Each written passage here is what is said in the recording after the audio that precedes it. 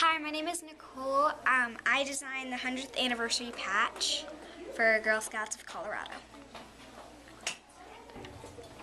This is what it looks like. The reason I am proud of winning the competition of the Girl Scouts of Colorado state patch, well, is because it really makes me proud for people actually enjoying my art that I did. I've never actually had this feeling before, so I just feel proud.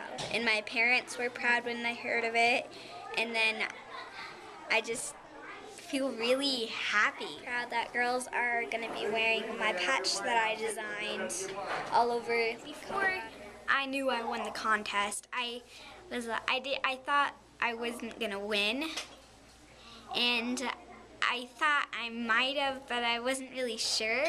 So when I won, I was really excited, and I loved how they really liked my patch and how they thought it was really colorful.